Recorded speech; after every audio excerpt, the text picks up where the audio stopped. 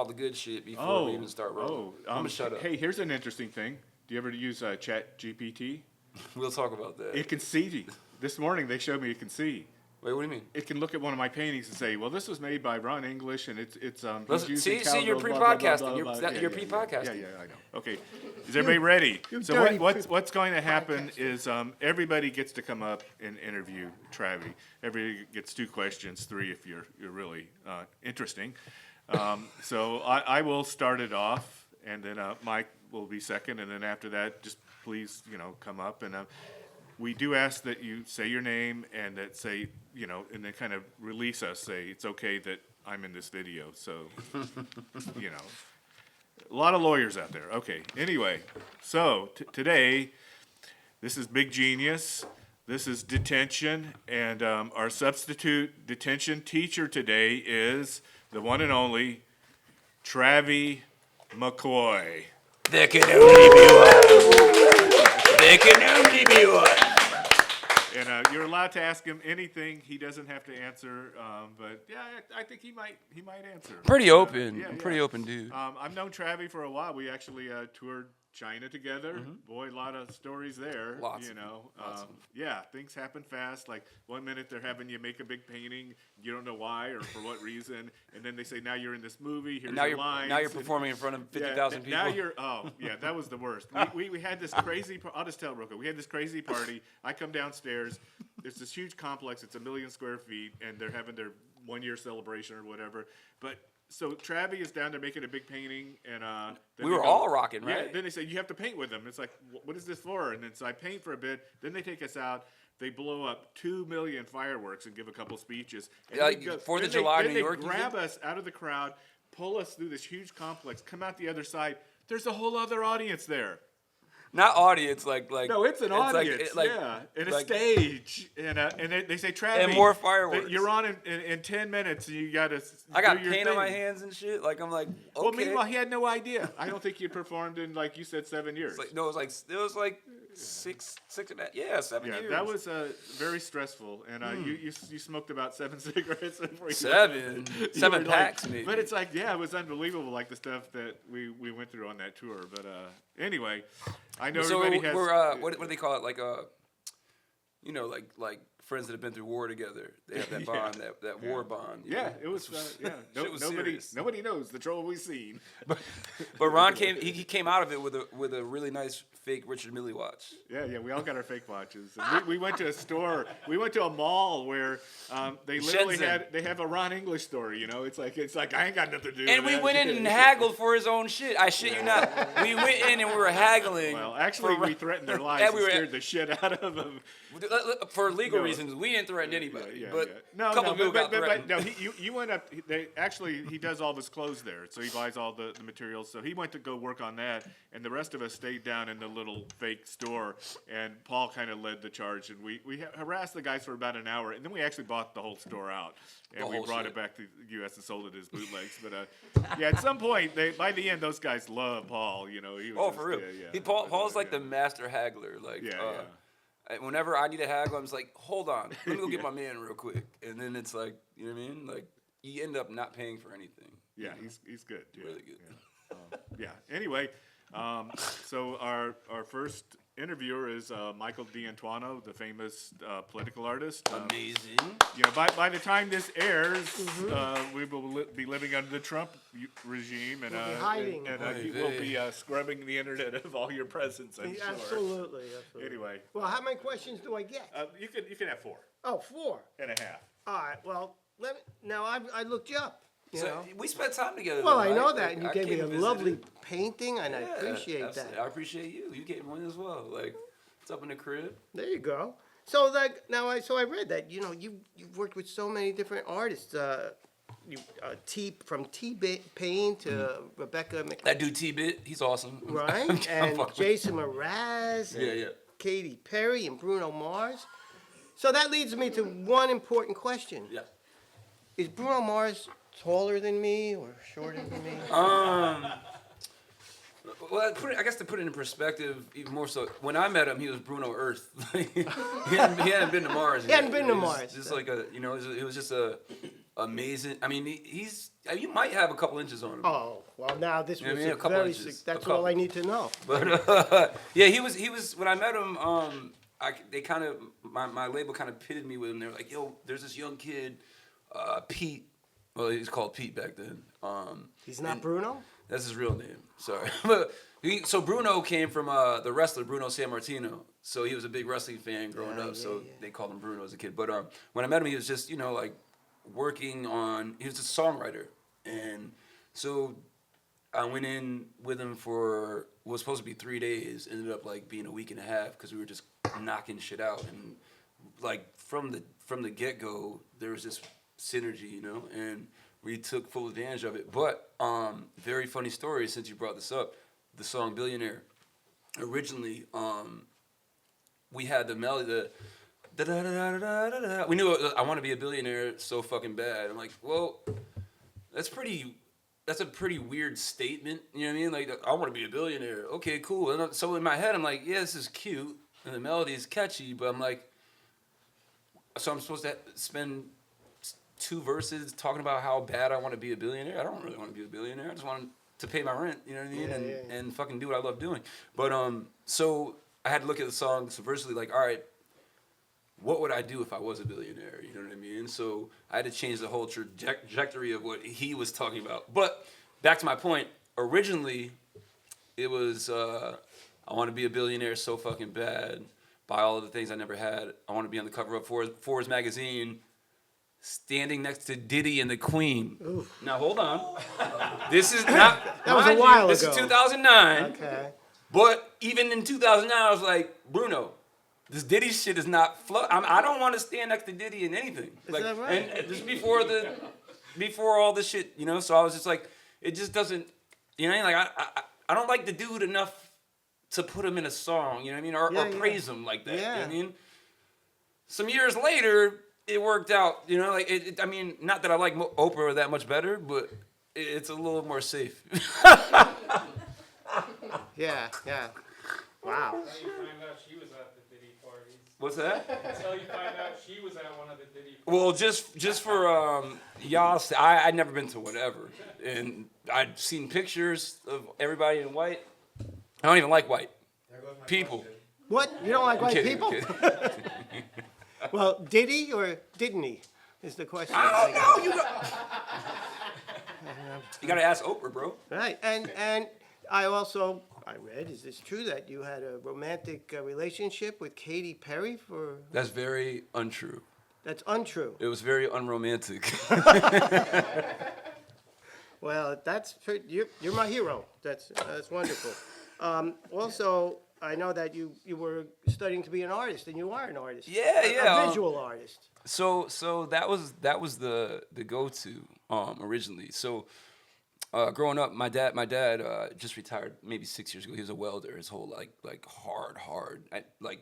I felt those welder hands when I had to get ass whooping so like those are hard, calloused working man's hands, and as you can see, I don't have those for a reason. But I knew at a young age, I saw how hard my dad worked. He'd get up at 4:30 in the morning, go jogging, come back, take a shower, then go to work at a steel plant welding until 3:30, come back home, drink a bottle of Wild Irish Rose, watch fucking Honeymooners, pass out, repeat, do the same thing every day. And I'm like, this is cool, but this is not what I want to do. But originally, I like to satisfy my dad. Like, I was a people pleaser, still am to an extent.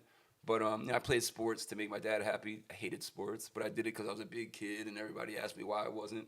But then I was obsessed with water when I was younger, and I would always draw these underground or these underwater worlds. And I had this reoccurring dream that I had a room underwater.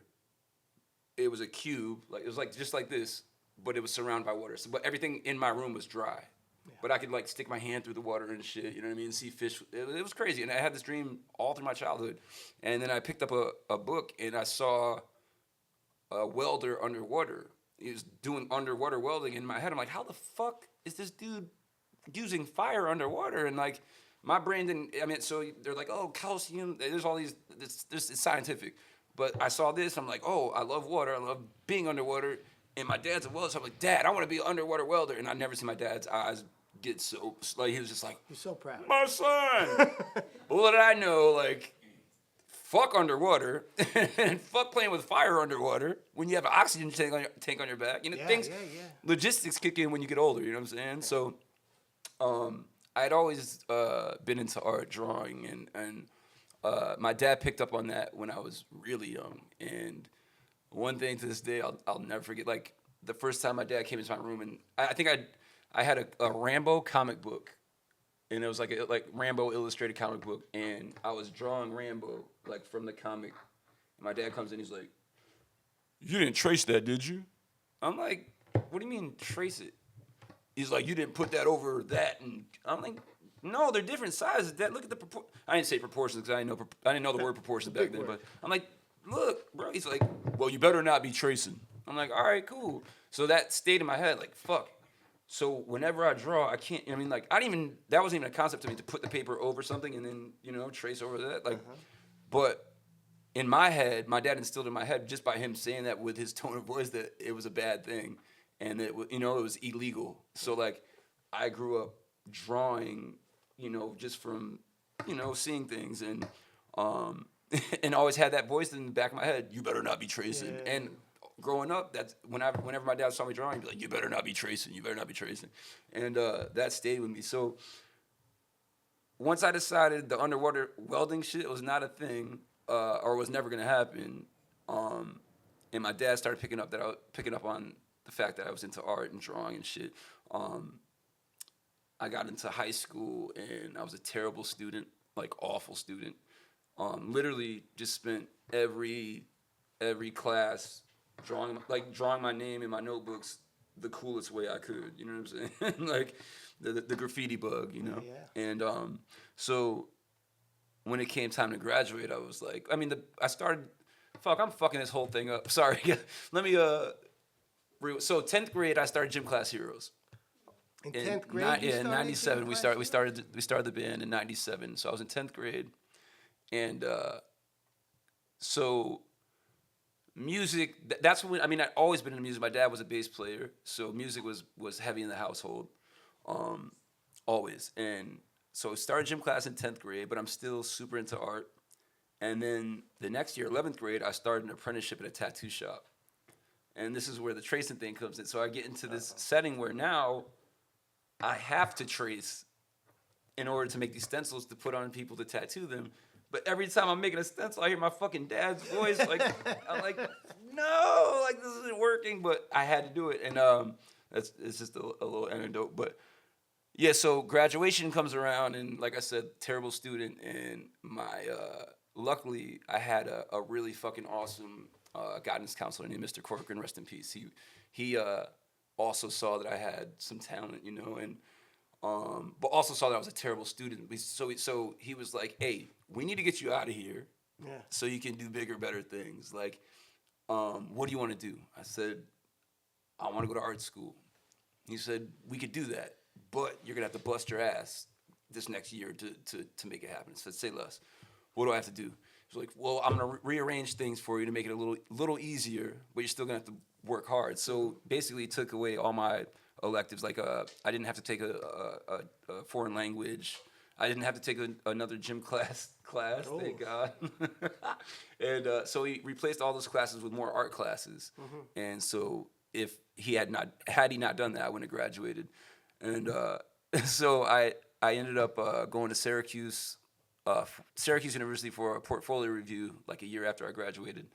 And all the schools loved my portfolio, but they hated my transcripts. It's like, "Yo, your grades are They just kept tossing me down to different tables.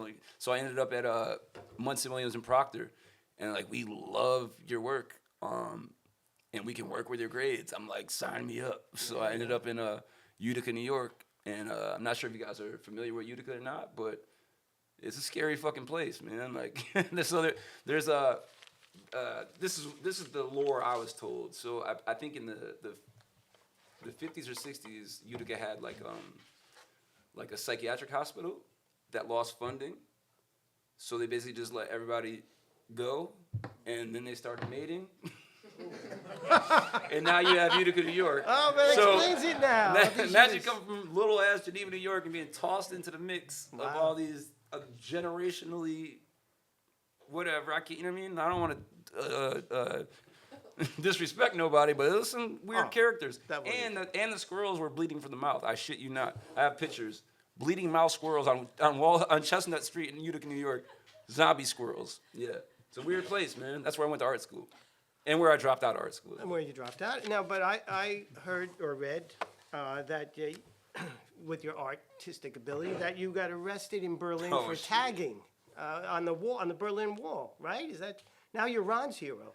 So that's But there's also a dent moment with that. So I'm in Berlin, right? yeah. We go to the Molotov warehouse where they make.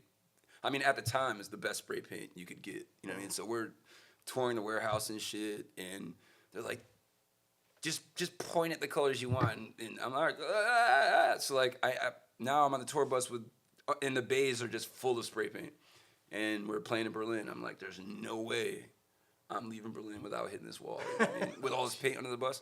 But my dumb ass, like, and I was new to Twitter, so please forgive me. I'm like, ain't no way I'm leaving Berlin without hitting this wall. Dumbest idea ever. So like, so after the show, I go to the Berlin Wall with my security guard, and I'm fucking having the time of my life.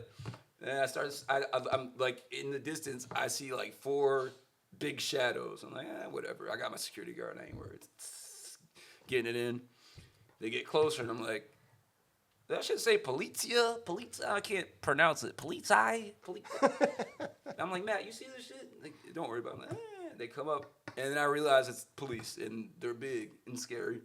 So I throw the can down. I'm like, hey! Then I'm like, act like you're taking pictures.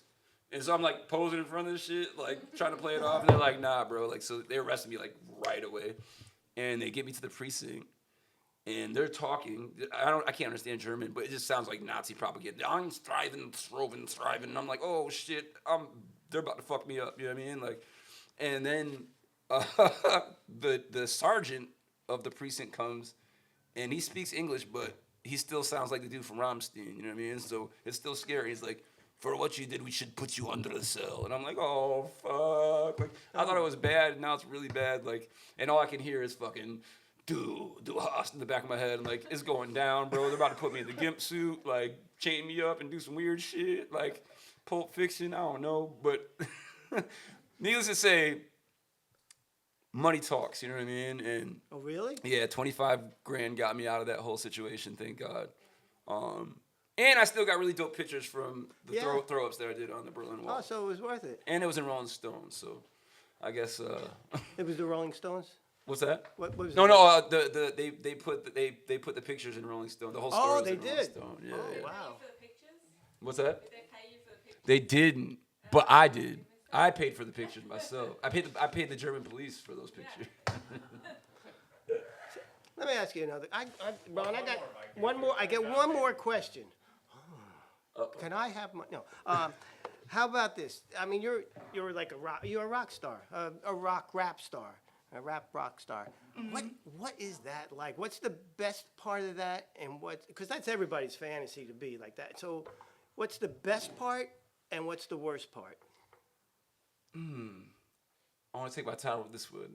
I just feel like the term rock star has been so bastardized over the years. Because when I was a kid, I'm about to age myself, and I'll probably get called an old head by all my nieces and nephews. It's fine. But rock stars to me were Tommy Lee, you know, like these larger than life people that like to me were invincible. Mm-hmm. And then as I got older, you know, people that I looked up to that I thought were rock stars, you know, I don't want to say thought were rock stars, started dropping like Kurt Cobain, you know, Lane Staley, all these people that were like of my generation, who I was just like, these guys are, you know, like they're gonna be the dudes that we look up to that my parents told me about, that they loved, you know, the Jimi Hendrixes and all the idols of their time, like these are the dudes, and then they start disappearing, and So the term rock star to me comes with all this baggage, baggage and negative connotations. And I remember very vividly, maybe like 11 years ago when I guess the SoundCloud era of hip hop started, and I just remember like watching it happen, and a lot of the kids, fuck this rap shit, I'm a rock star, I want to be a rock star, I'm a rock star, rock star. And their definition of rock star was live fast, die young. And unfortunately, a lot of them did. And I saw it, and I was just like, if my kid ever tells me he wants to be a rock star, I might have to sit him down and say, hey, let's rethink this shit. You know what I'm saying? Like, there's I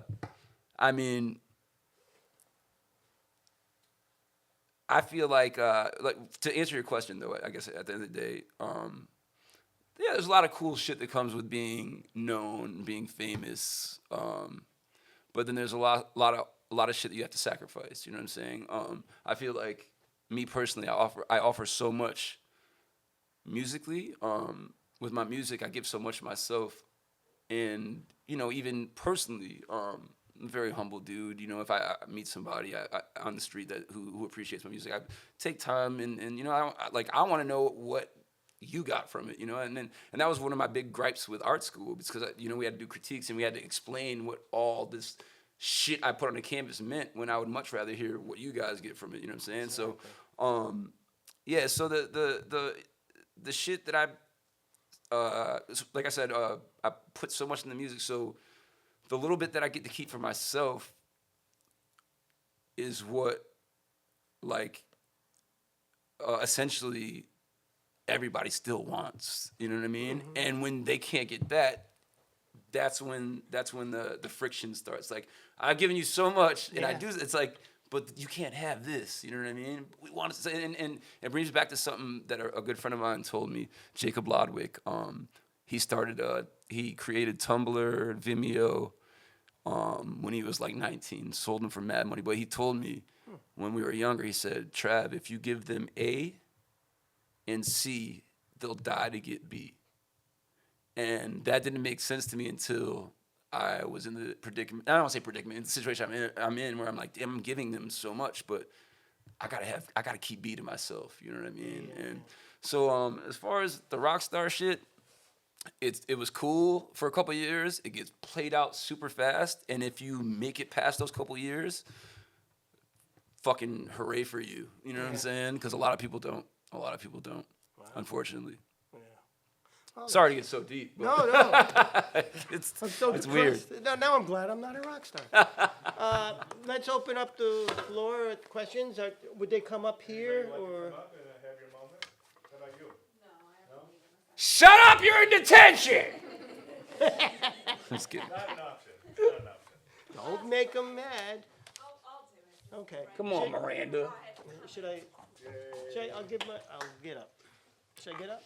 Yeah, that's Okay. You can stand by Otto. I am up. Oh. Have to sit here. Yeah, come on, Miranda. You say your All right. name. You gotta introduce yourself. Like I don't know you. You don't? Okay. Ooh. Hello, everybody. This seat. Oh, we're getting closer. Hello. Uh-oh. It's getting cozy over here. Closer. Cozy. Oh my gosh. All right, this is tight. So let's talk about this real quick. So these are the desks that I had in high school, and I've been 6'6" since 4th grade. You know what I'm saying? So I remember as a kid getting up and the desk being stuck to me and being so fucking embarrassed. Like, so it got to the point I would just sit down like this and just be in class. Like, I'm not putting my feet under these motherfuckers because I know when I stand up, this shit is coming up with me. You know what I mean? We outlawed these in England in like 1970. They look dangerous. Yeah. You want Talk say- to me. Okay, you need my name first? Yeah. Introduce yourself. Hi, everyone. I'm Miranda. Is that Miranda, what tell you me need? what you Both do, though. my You're names? not just Miranda. You're kind of awesome. Thank you. Thanks. Me and my husband Josh over there, we own Clutter Magazine and Gallery and 5 Points Festival, and we work in the realm of designer toys. So it's really fun. And you agree to be in this video. Huh? And I agree to be in this video. Okay, I have I have a two-part question, one of which is from my daughter. I'll ask that first. Okay. She wants to know if you're still scared of snakes. Absolutely, 100%. Or if she broke you of that fear. Oh no. I mean, here's the thing. The picture's great, Yeah.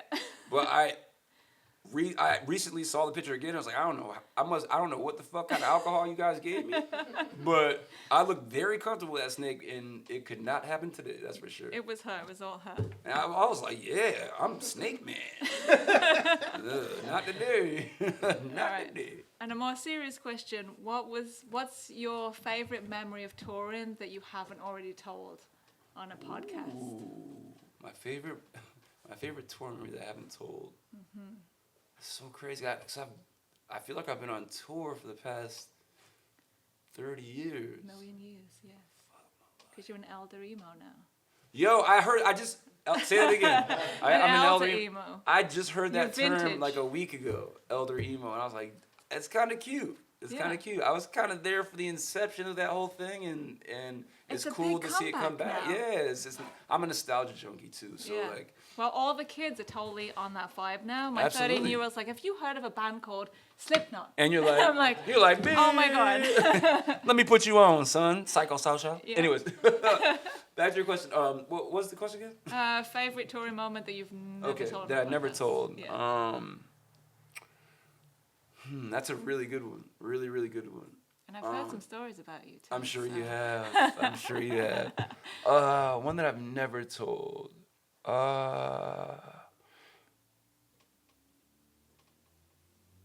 Oh, it's a good question. See if It's stumped you. really good. It's really good. So I Stumped. gotta come with a good answer because I don't want to be like, damn, I should have told her this. I'm trying to think of a place first and foremost. A minute ago we talked about UK, and that was Birmingham. That show in Birmingham Yeah. was crazy. I did play a show in Beirut. Wow, okay. I got booked for a show in Beirut, and I remember my management working out all the details, and they're like, "Yo, we need armored car, armored security, this that." I'm like, "What are you guys putting me into? Like, what?" I know Beirut from, being a kid and seeing The news. war torn Beirut in the news No, and from shit. the news. Yeah. So I'm like, shit, man. But the bag was ridiculous for what they wanted me to do. So I was like, fuck it. Get the guns, get the security, get the tanks, whatever we need. I'm going. And we get to Beirut and get out the airport, and I'm like, oh, they weren't lying. Like, this shit is really crazy. But we get to the club, and I'm like the minute I walked in the club, I'm like, it was a completely different world. And so they had this the stage from the basement floor that elevated up to the club, and that was supposed to be, I was supposed to stand on the stage, and they would elevate me up. And so I'm like, all right, cool. As long as I don't get blown up or whatever, I'm good.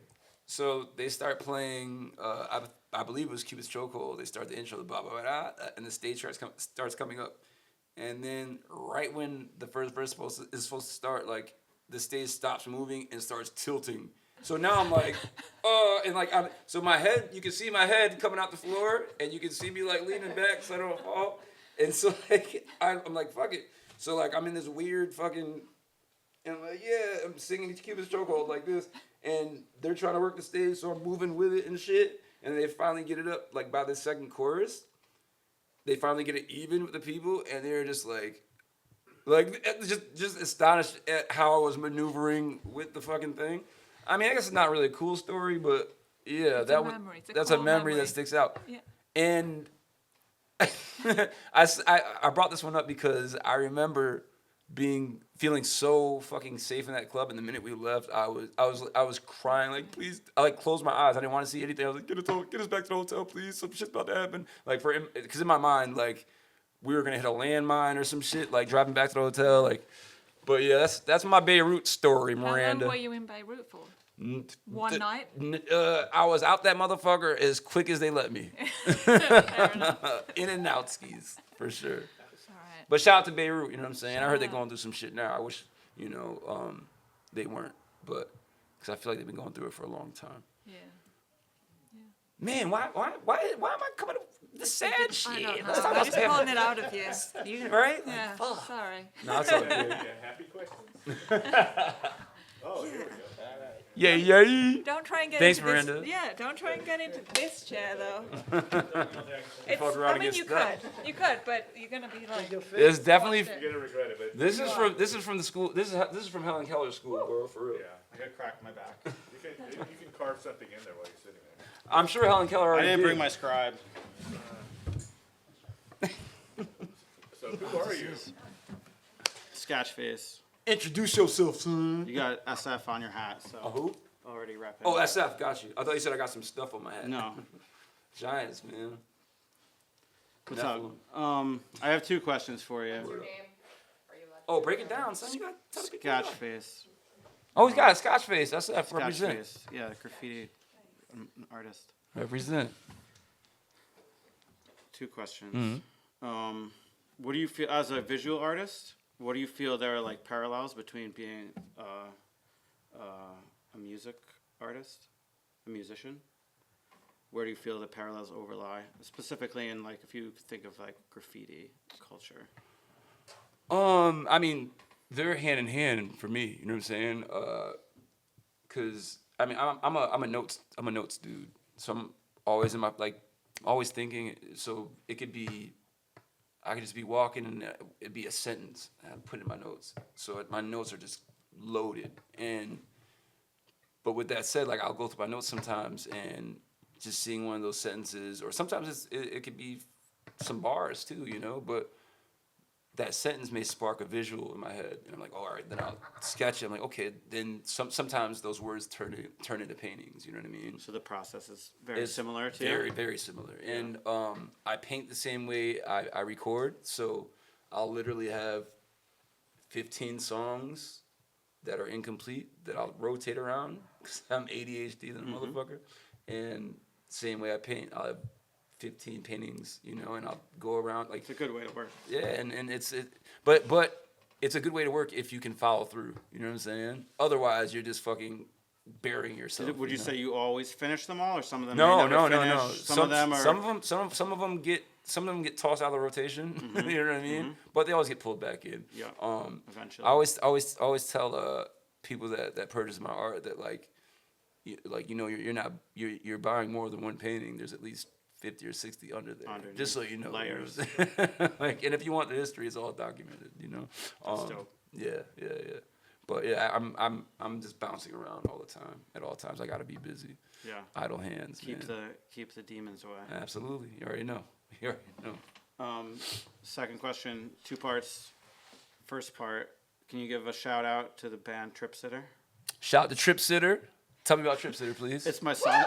It's my son's punk band. Okay, say less. He's 15. Oh, and word. So the question relates to that. I would say in today's context Mm-hmm. of the music industry, like.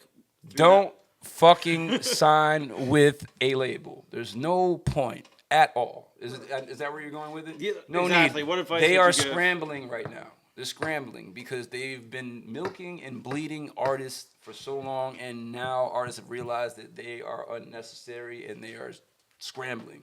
You know what I mean? Because without artists, they have nothing to sell. You know what I mean? And they got into this routine of manufacturing shit. You know, and once something works, they milk it. But people are waking up to the fact that hey, we don't have to. You know, here's the thing. Look, not many people listen to the radio anymore, and that was their major weapon. You know what I mean? Like, if we want somebody to fucking buy this person's records, we're gonna fucking flood the radio until it's programmed in their heads and people have to like. I mean, there's songs that I sing. I'm like, how the fuck do I know this? Oh yeah, like the radio.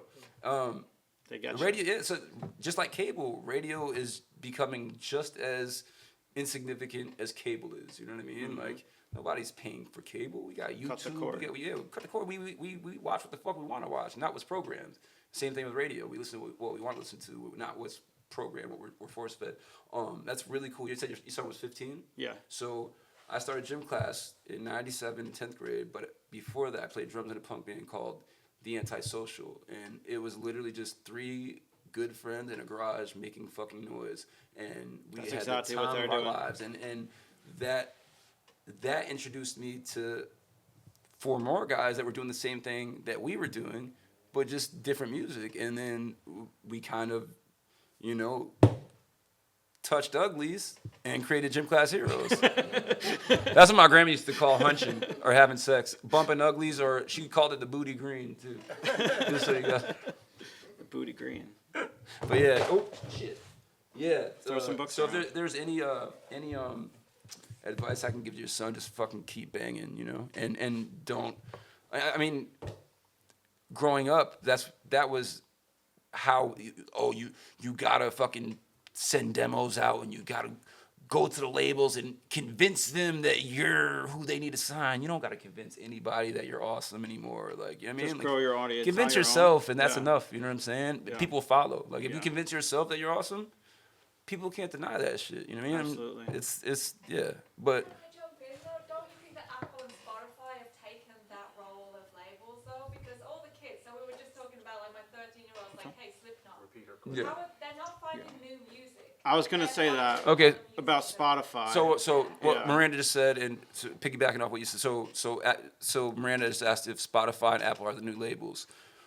Spotify and Apple are the DSPs. So they're the platforms for artists to get their music off on. But you don't need a label to fuck with Spotify or Apple. You know what I mean? You could be a 15-year-old kid in your garage that recorded some shit, and you can go to Apple and Spotify and, you know, fill out your little shit and post your music on those DSPs and get monetized for it, you know, which completely eliminates the label.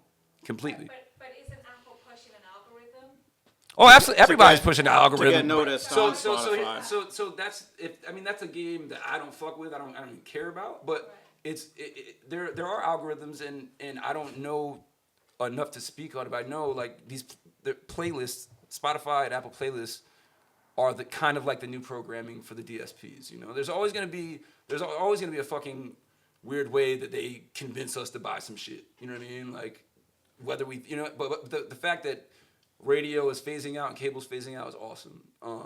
But yeah, the algorithms and the playlists are definitely like the new radio stations. You know, like they put out these playlists, and you know it'll be 10 new the 3 artists from this label, 3 artists from this label, and they're all in fucking cahoots. They know what the fuck's going on, you know. And then there'll be 3 songs, and then those 3 songs, you know, like will be on another playlist, and it just goes on and on, and then those algorithms become the, you know, the bastards that I ran from when I got out of Atlantic Records. But yeah, it's definitely a digital world now, and the future freaks me the fuck out.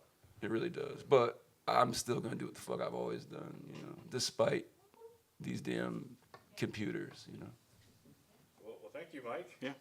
Thanks. Thank you, brother. Yeah. Thanks, dude. SF, represent. See if I can get out of here. Oh, you got it. Not me. I'd have been We got stuck. Slide to the back side. here. Let's get it. Yeah, bring the teacher apple, bro. Oh, by the way, you want to know how you know when a painting is finished? Tell him. When the check clears. Let's go! I thought you were gonna say some other shit. That's amazing. That's way better than my answer. Could you do a little selfie? What's up?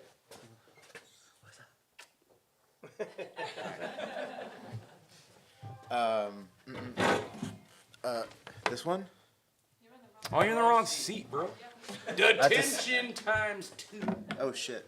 Now we know why he's in detention. Remember this is fucked in up. school suspension? I'm too fat for this. Yo, I all like through the school- in all school through- suspension because your parents didn't know you were suspended. I think it'll pick you up. Because the I whole was- thing, you didn't want to get suspended because you didn't want to deal with your parents. And Yeah, then so they you gave do it in in-school school. suspension, and you sat there with all the other artists. And just, I got All my day, ass just fucking beat. free pass. Hall I got my pass. ass beaten in school suspension. Because they By a were teacher? no, by other kids because they were like in school suspension because they enjoyed it. Because they were bad. Yeah. And I was just like a so little. I was just like I was just fucking around. solitary. And then I'm like walk in there and I was like I didn't know what I was walking into. ISS, bro. I'm Josh Kimberg. I go by American Gross. I'm part of Clutter. That's my beautiful wife Miranda. She was just up here a minute ago. Great dude. I That's my love man them Travie both. McCoy. And you have permission to use this in perpetuity Thank you, brother. on the interwebs. I don't know. What's my question? What do you think about new hip hop, new rap music? Are you do you like triplets? Are you like the da da da da da da da music? Well, Or triplets do you like triplets- '90s hip hop? Triplets aren't a new thing. So well, it's not like a new thing, but there's a lot of people. But there's a lot of people who are making that same sound. Oh, absolutely, they have been for a long time. Yeah. But I've always said this. I mentioned the SoundCloud era earlier. Yeah. And there's a quote that somebody said, back in the day, people made music that made you feel like you were on drugs. And now people are on drugs trying to make music. You know what I'm saying? And it makes a lot of sense. But as far as new hip hop, I'll say the same thing I used to say when people were complaining about, and back to Diddy for some reason, but I remember being in high school and Diddy and Mace, with the shiny suits and the rollies. Everybody was anti that shit, the shiny suit shit. So to us, that was the SoundCloud era. So was that the SoundCloud era? For me, I mean, Okay. that was like 2001. For 2000, the way we look, was that the way 1999? most people look at the da era or the SoundCloud era, or these kids just whatever. Yeah. Is how we looked at Diddy and Mace back then. It was Okay. like, oh, this shit is whack. So, but there's always an alternative. You know what I'm saying? So Okay. like, yeah, say you don't fuck with Lil Uzi or Lil Yachty or Lil whoever. Right. You still got Denzel Curry. You still got Earth Gang. You still got Cole. There's always an alternative, bro. Like, whenever there's shitty music, and it's not just with hip hop. There's punk, like, or with metal. Metal became very weird and corny for a while. You know what I'm saying? Like butt rock. I love Creed, man. I fucking love him. But there is a. Do you? No, I fucking hate him. I fucking hate Creed, and I hate that dude's face. What's his name? Scott Stapp. Fuck you. I hate. You heard it here, folks. Fuck the that beef. dude. This is the day the beef started. Oh God, here I go. Yeah. It's about to go down. You better reply in less than 16 hours. I'm coming with 5 diss tracks. Scott Stapp. Psych. Oh shit. But no, low key, like there's always an alternative, bro. Like so, like you got people like Joe Budden, like these young kids, fuck it. Like, why are you stressing yourself? Go listen to some dope shit. There's always something else. Yeah. And I feel like I know that Gym Class Heroes was that alternative for a lot of people when we were coming up. You know what I'm saying? Like, especially in the scene where, in the Warped Tour scene where there's all these dudes, like, you know what I'm saying? Like, trying to be Mick Jagger and shit. And I just come out like, nah, bro. Like, We know who you're talking about. exactly. There's a lot of them. But it was cute for a minute. It's coming back. Yeah. Yeah. But there's always an alternative. That's my answer. That's a good answer. That's a good answer. Where would you recommend kids find new music? Like, where do you go to find new music? Here's the thing. It goes back to where you used to go find it. It's not where you find it. It's the energy you put into finding it. You know what I'm saying? Like Exactly. these kids don't have mom and pop record stores like we used to have. You go and you see an album, you buy it simply because the album cover is cool. You know what I mean? Yeah. That's gone and that's sad. You know what I mean? But I definitely wouldn't go on Spotify playlists to find new music. These days, I find new music from friends. Like literally, like I'll get a text from a friend. Like I just got one yesterday. Mo, what'd you send me? You sent me some shit yesterday, right? I sent you Rufus to Soul. I never heard of Rufus the Soul till yesterday. It's fucking amazing, and I put him up on Krongbin, who I haven't stopped listening. He hasn't stopped listening to. So it's you make friends with people with good taste, and you'll never run out of good music to listen to, ever. When you go in to make music, do you find that you start off with a concept, but then the accident is more important than the concept that you went in with? That's a really great question. I have a really quick and awesome answer. Every song I've ever made has been accidental. Yeah. The intention's always there, but it never ends up the way I think it is. And same with paintings. You know what I'm saying? Like I go with an intention, and I have something in my head. Never ends up the way I want it to. Sometimes cooler, sometimes upsetting, still fulfilling. You know what I'm saying? Yeah. That just gave me a boner. I don't know about you guys. Yeah. Well, I can ask the last question now, and then you can edit it in at the end. What's next? Like, what are you thinking about? What do you want to do that you haven't done? I'll give you the same answer I give. And I'm sorry to the editors. You have to anybody else who gave it. So what's next? I never know. I never fucking know. And I used to answer that question like, oh, you know, I got this album coming out. I'm doing this, that, and the third.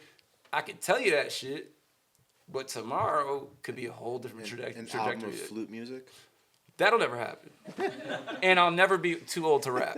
You know what I mean? Right. I'll be 85 up in this bitch, still chilling with Ron, thinking I'm the shit. You know what I'm saying? Like, Yeah. Nah, but that's no disrespect to Andre. I love him, but no flute music coming from me. But if I should so decide to, I would hope you guys appreciated it. You know what I'm saying? If I put my heart into it and you fuck with me, like I don't think I would put anything out there that I wasn't proud of. You know what I mean? Yeah, but more music. Oh, for sure. For sure. More music, more art, more me. Always. More life. Right on. Till I'm out this bitch. Amen, brother. Yeah. Yeah. I'll finish it up. Let's go. I know I feel like we're drilling you. Oh, man. We're like Well, the CIA or something. that sounded weird, but please don't drill me, Ron. Oh, okay, sorry. So That'd be a little weird. we plugged your name into an AI program. Oh, shit. Here he goes with the AI shit. And So I don't know if you guys and know. then we dropped your Ron- lyrics in. So Ron and just- I have just- this just weird. give me quiet for 1 second. Okay. We're gonna put the song in here for 1 second. Well, explain again. I'm scared. I typed in your name and then I wrote the first verse to one of your songs. And So what's it gonna say? we'll have to put that in later. But I'm so scared. Anyway, but what do you think about AI? Well, we've had this conversation. Yeah, I know, but So- not on film. All right, so Ron hits me one night, and he goes, "What do you think about AI?" And I said, "I'll tell you." So I downloaded Chat GPT or whatever, and I'm like, "Ooh, let me." I mean, I'm pretty eloquent. Let me type something out and see what happens. That's cool. It's not what I was expecting. So I keep doing it. Oh, that's weird. But then I started noticing that the shit that I was typing started to get a little more deviant and more deviant. And I'm like, I don't like where this shit is going. Let me stop right now. And so I told Ron, I was like, it just creeped me out. You know what I mean? Like it pulled something out of me that I didn't like. Not that I was like typing gross shit, but like, you know what I mean? Like it just, I was thinking of shit that I don't normally think about, you know, just to see what the fuck it would come up with, you know? Yeah. But you have a different experience, The music and I respect it. The music is interesting, but I swear to God, it feels like that it's a zombie made it. Well, it is. I mean, isn't that what AI is? Yeah, but It's it electronic does zombie. stuff. But it feels very like a dead person made it. That's So- the point, right? But yeah, well, I think it kind of points out the great things like that you do, or that Steven Tyler does, or the real guys do.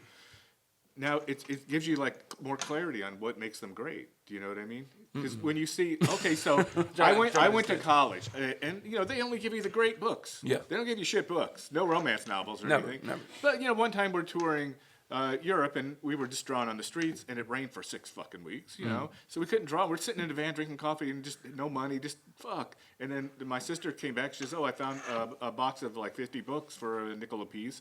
So we sat there for like 3 weeks and read the worst books ever written in the history of the world. But I didn't know about them because I only read the books I was assigned. That you were assigned, yeah. Yeah. But did you sometimes- find some but it gold in made some me- of those books? It made me understand the great stuff by reading the shit. You know what I mean? So sometimes I think I you like listen that. to that for a while and you think, and they are sneaky get into Spotify. Like you listen to new stuff and then they'll throw in one. Oh, thing. absolutely. That's totally, because then they can own all the artists. Absolutely, they're Yeah. always gonna have a fucking backdoor, you know, like. It's But, interesting though, yeah. But let's talk about how you use AI.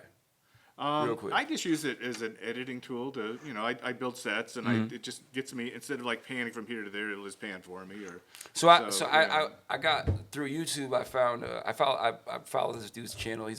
He paints with other artists, and while he's painting, they have conversations. And he was painting with a woman who,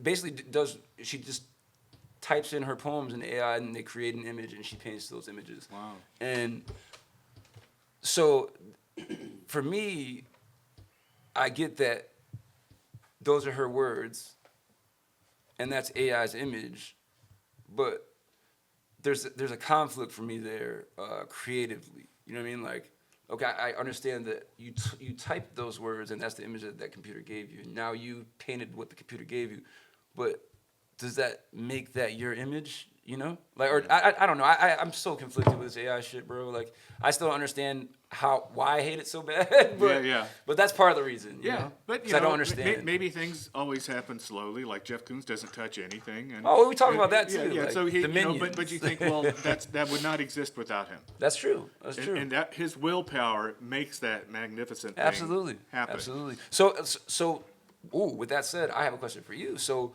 when Kuntz is gone, and his estate says, well, we have AI Jeff that's still going to put out artwork, are the original Kuntz fans going to buy that? Yeah, well, if they do, then he still exists. But and unfortunately, the art world all depends on who writes a check. If nobody writes a check, then that artist is done. Yeah. The second, and believe me, if you're not selling, you're out. So if it worked, it would keep going. But otherwise, no, it'd be over. But anybody can do a Jeff Koons that way, right? Yeah.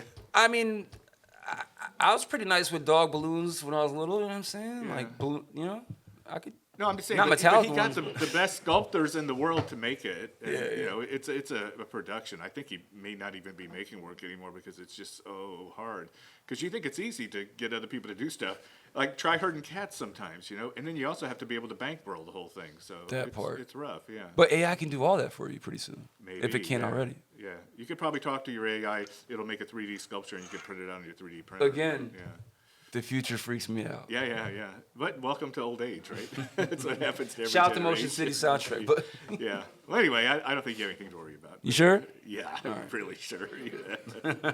Then I'm good. As long as Uncle Ron says I'm good. Yeah. Well, anyway, I hope you had fun here in I had a detention. blast, and, man. Thank you guys for hanging out with me in detention, man. And now we're going to go to our job training program. I know none of you kids are going to college, but you can come work at the factory, and this is like the funnest factory ever. So I encourage you to. It's My called the ass will Fame be in here Factory. a lot more. That's for damn sure. Yeah. I know And you've shout been out there to before. Martin Luther Jesus over there. Yeah, you didn't notice that one before. Yeah. Every time you come in here, you'll notice. It's always something. something new. I love it. Every time I hang out with you. Yeah. something. So we're at the Cube Art Center, and we are in detention. And we hope one day the Cube Art Center will be as big as the Dia Foundation down the street because Word up. the art's way cooler here. Preach! All right. Preach! Thanks a lot, I man. agree 100%. I just went to the other day, and I'll post some videos. And so now it's an experience. You know how like when you're on TV and then they go to commercial but you keep talking. Like, you ever wonder what those people talk about? But they always film it. Like, Yeah. And you're but supposed to be low-key- looking like you're having a good low-key, time. they're not saying anything. Yeah. They're literally just going, No, I blacked out on national TV one time because I was kind of nervous. you blacked out? Yeah, I didn't know what the fuck I was saying. I don't remember anything. And suddenly, then since she was talking to me, I'm like, oh my God. And she goes, oh, you were great. And it's like, Wait, what the fuck did I say? Story of my life. But I watched it later and it seemed like I was present. You did it, right? Yeah, I did it. Yeah, Yeah, so yeah. I did No, not- because she was going like we had done some weird operation. She goes like where we did a billboard where there was automated shit. We got away and the police came one way. We went the other way. We had 50 clowns swamped the place and nobody could figure out what the fuck was going on. And then she goes, that was like Ocean's 11. And then I was like, yeah, it's like Ocean 11 except without the money. Without the money. For real. We never even got the money part of that shit. So, but You gotta holler at Clooney, man. So this is us talking that when you cut. This the is commercial, the shit. yeah. This type of shit we talk about on this porch at night. You know what I'm saying? It's cool to do it in a detention type Well, setting. we're in never high going school. to make a video of what you Yeah, were we saying can't. before. No, never. Yeah, we want to keep our careers. We'll keep it so, very PG. school, PG for the school. Yeah, because we got the 15-year-old punk bands here. That part. Shout out to At them. least their dads. What's his name again? Trip Center. Trip Setter. Yeah, Gang. Yeah, you got some competition. It's good. Keep. Hey, if y'all need merch designs, holler at your boy. You know what I'm saying? Yeah, well, let's cut to a video of the band. Yeah, for sure. Yeah. For sure. Cool, man. So let's all go have a drink. Let's get it. Yeah. Fuck school. Travis gonna be the bartender. I'm hot for teacher.